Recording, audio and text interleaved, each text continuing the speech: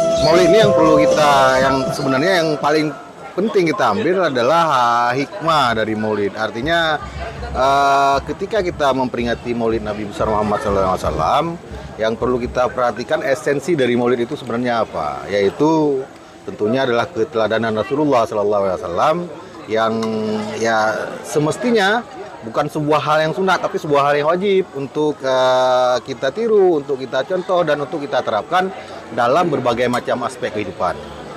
Ya, harapan kita ke depan tentunya selain dari tugas-tugas utama, tugas pokok sebagai kepala sekolah dalam memanage sekolah untuk dilaksanakan sebaik mungkin, apakah itu proses PBM, kemudian proses pembinaan terhadap guru, terhadap tendik, dan semua warga sekolah.